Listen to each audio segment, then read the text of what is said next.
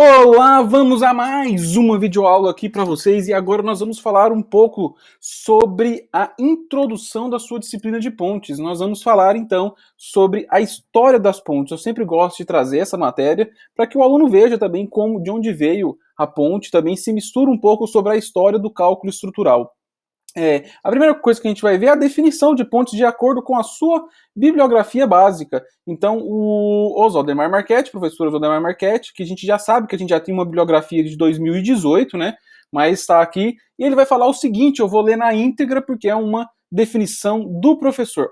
Obra destinada a permitir a transposição de obstáculos, a continuidade de uma via de comunicação qualquer. Muito genérico, né? Mas essa é a definição que ele vai trazer à disciplina. A primeira coisa que eu gosto de trazer para vocês é de onde que vem a construção de pontes, né? Então, basicamente, a construção de pontes vem de uma necessidade do ser humano ir e vir de um ponto a outro. As primeiras pontes foram dadas o quê? Por eventos naturais, então por eventos catastróficos que fizeram com que pedras ficassem em posição de uma ponte de ponto a outro do leito do rio. A gente tem também troncos de árvores. Então essas foram as primeiras pontes, né? Só que o ser humano gostaria de mais, o ser humano queria mais, então ele começou a construir as suas pontes, e as primeiras delas foram as pontes de cipós, né? Ou as pontes de fibras vegetais, e posteriormente as pontes de madeira. Aqui a gente tem uma foto das pontes de cipó, mas só para que essa foto ela é recente, eu só coloquei aqui para que você veja, porque existe uma dificuldade nas pontes de fibras vegetais em questão de duas coisas, né? Da durabilidade e da sua capacidade resistente, a quantidade de carga, ou a quantidade de pessoas que pudessem passar por essa ponte. Por isso que o ser humano começa a introduzir outros materiais na construção de pontes, não mais fibras vegetais, né? A gente tem as pontes de madeira, nós temos também agora as pontes de pedra. Então começa-se a construção das pontes de pedra e começa aqui ter uma maior resistência mecânica, começa então a eu ter um maior fluxo de pessoas e de cargas também. Aqui tem duas coisas interessantes na sua ponte aqui de pedra. Nós temos aqui a utilização do arco, né? Uma ponte que é datada do século IX a.C. Nós temos aqui a utilização do arco e a utilização do pedra. Então, aqui a gente tem duas coisas que, na minha opinião, tem que ter para ter avanço tecnológico. Então, para ter avanço tecnológico, eu preciso desenvolver tecnologias de materiais e preciso desenvolver tecnologias de cálculo estrutural. Então, aqui, qual que foi o desenvolvimento da tecnologia de materiais? A utilização da pedra, que é um elemento com capacidade de resistência à compressão imensa. E qual que é o desenvolvimento do cálculo estrutural? O advindo do arco, né? Que vai fazer com que esse elemento, basicamente, vá trabalhar a compressão. Compressão é um elemento que pedra resiste muito, então por isso que isso daqui tem avanço tecnológico. Só para que vocês fiquem cientes, então, toda a carga que eu coloco aqui em cima vai para o pé da minha pedra aqui, fazendo com que ele tende o arco a abrir. Então, por isso que essas pontes de pedra antes têm um encontro aqui muito grande, né? Que é para resistir essa força do arco em abrir as pernas. Então, o arco tende a abrir as pernas. Então, esse maciço de pedra faz com que segure. Então, o maciço está o que? Segurando essa força. Tá beleza? Então, só para que a gente veja, essa aqui é a ponte mais antiga que chegou ao tempo de hoje, datado de 9 a.C., né, no Rio Melis, na Turquia. Então, aqui a gente já tem a utilização do arco e da pedra. A gente vai avançar um pouco para o Império Romano, mas que você tenha noção que os romanos não inventaram um arco, mas sim aprimoraram a sua técnica. Olha aqui, a gente já tem a técnica dos múltiplos arcos aqui em pedra, né? Então, por que isso é bem interessante? Porque se eu colocar uma carga aqui neste arco, que pode ser o peso próprio, ele tende a abrir as pernas do arco dessa forma aqui, uma força horizontal. Se eu coloco uma força vertical nesse outro arco aqui, ele tende a abrir a força neste sentido. Olha que interessante, fazendo com que os arcos intermediários tendem a zerar as forças horizontais. Então, por isso que agora eu consigo vencer vãos maiores com múltiplos arcos. Então, isso é muito, muito interessante. Então, eu falei que para ter com o conceito de avanço tecnológico, eu preciso do desenvolvimento de materiais e desenvolvimento do cálculo. Materiais, qual que é o desenvolvimento de materiais? A gente vai ver no próximo slide o que os romanos utilizavam como materiais. beleza? E o desenvolvimento do cálculo? O cálculo, a gente tem aí o desenvolvimento do cálculo geométrico, ou seja, a gente tem agora uma noção maior de decomposição de forças.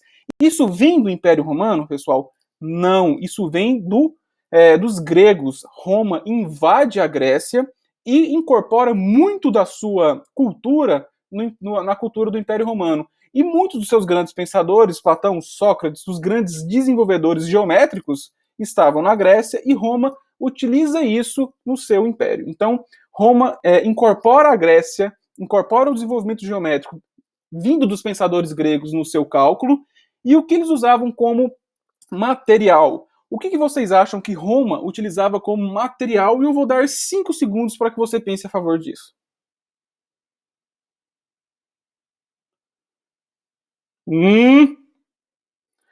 Pessoal, só para que a gente tenha um pouco de noção, vamos aqui trazer um pouco para a nossa realidade. O que é feito o concreto? O concreto é feito de cimento, água, agregado graúdo, pedra, agregado miúdo, areia e só. Beleza. E o que é feito o cimento? O cimento ele é feito do clinker, o clinker é feito de calcário. Então, basicamente, é água, areia, pedra e cimento. Beleza? É isso que nós estamos fazendo no concreto que a gente faz hoje. Vamos ver o que os romanos utilizavam como material de construção. Olha aqui. Os construtores urbanos de Roma desenvolveram uma mistura de areia, pedaços de telha, calcário calcinado e cinza vulcânica. Interessante, hein? Vamos lá. O que é cinza vulcânica e calcário calcinado? Faz um viés aí dessa liga aglutinante. Nada mais é do que um tipo de cimento, né? Utilizando até a cinza vulcânica, que pode ser rico em sílica, a gente sabe que sílica melhora muito algumas propriedades do cimento, ou simplesmente pode ser um material muito fino funcionando como filler, ou pode ser um material muito fino que melhora as propriedades da pasta, funcionando como pozzolânico. Então, vamos admitir que esse é o nosso cimento. A areia e o pedaço de telha fazendo o viés do agregado graúdo. Então, para que vocês vejam que muita gente fala assim, responde nos 5 segundos, eu uso barro, usa óleo de baleia. Não, pessoal, eles já utilizavam o que? Já utilizavam um tipo de concreto. Então, para você ver como os romanos eles estavam avançados na utilização de materiais. Eles não detinham o conhecimento do cálculo, mas buscaram da Grécia. E depois uniram o seu material de construção, então teve avanço tecnológico, né? Só para que a gente veja aqui, que aqui foi encontrado uma biblioteca com a fundação do concreto romano. Então, aqui ele mesmo usa os pesquisadores, o concreto armado romano, isso aqui na fundação. Então, o pessoal já fazia até viga baldrame. Então, para você ver o nível de conhecimento que já detinha o Império Romano. Unindo, então, esse cálculo geométrico e unindo esse cimento, os romanos ficaram com 1000 anos de superação, fazendo obras extremamente grandes, complexas, difíceis de calcular, difíceis de se executar e perfeitas. É uma coisa que é muito, muito o quê? Muito, muito isso mesmo, ó, muito isso. Então, faz com que os romanos eles ficam com 1000 anos de insuperação. Eles fizeram pontes, aquedutos, prédios, que é o Coliseu, sempre utilizando essa técnica do concreto, utilizando essa técnica do arco, né? Muito interessante isso daí.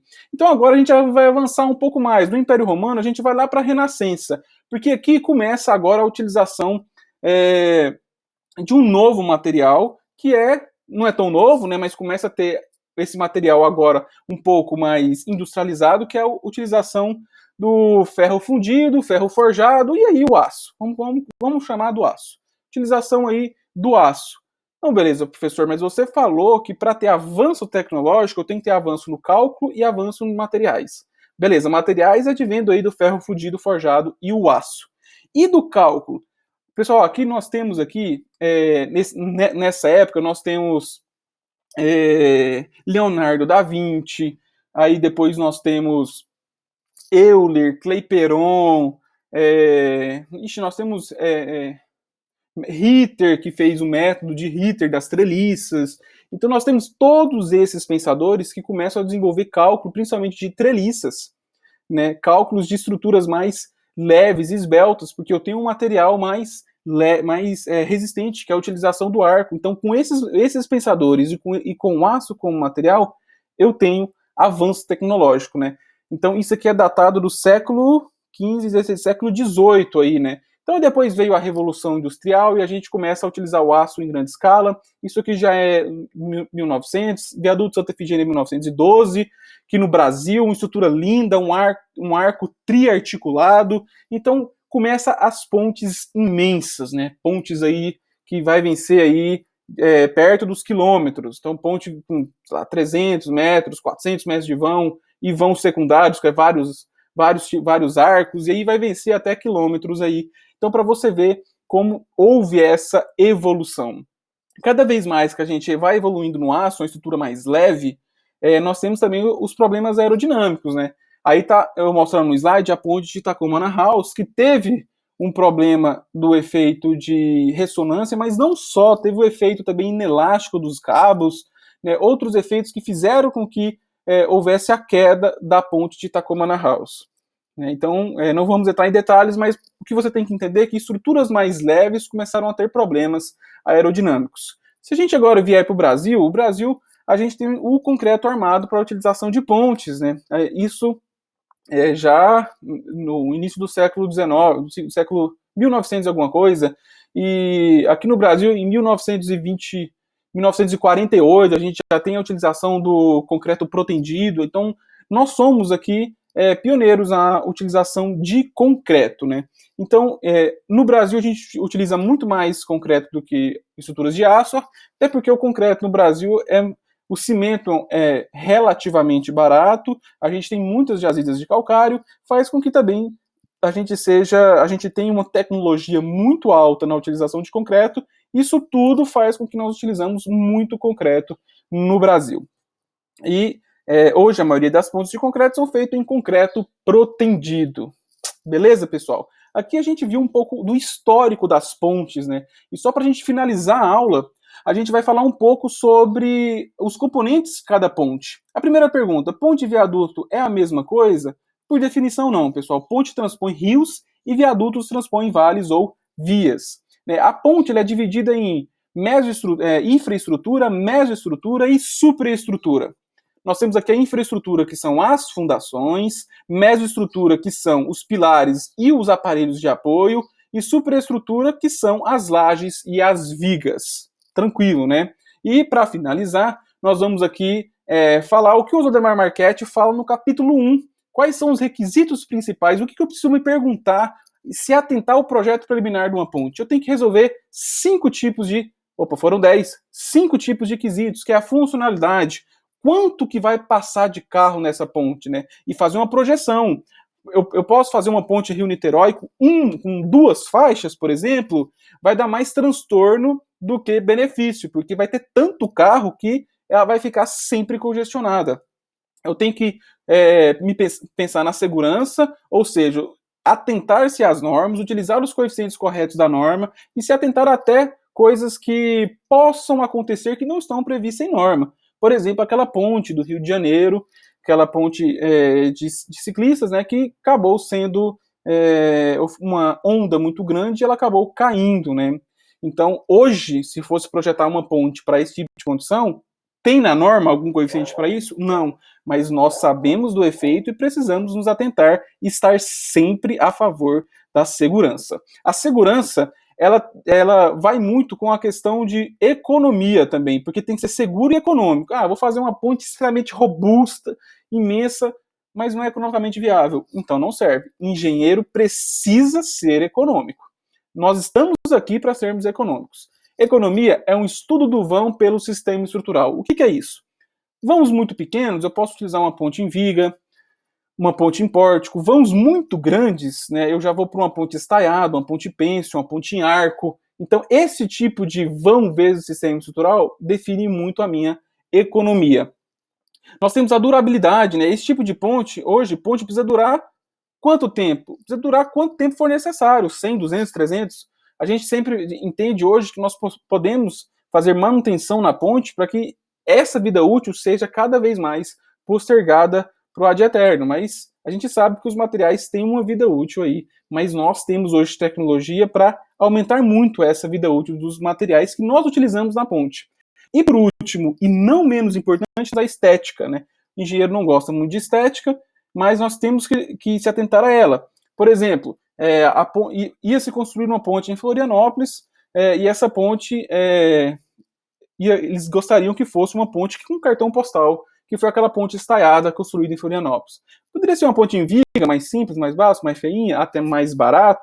Podia, mas ela tinha uma função de estética, de ser um evento, de atrair turistas. Então a gente precisa considerar isso. Isso é tão importante quanto os outros quesitos. Eu espero que vocês tenham gostado. Essa aula ficou um pouco maior do que as outras, mas tive que fazer isso para que fique com o máximo conteúdo para vocês. Pessoal, muito obrigado e até mais.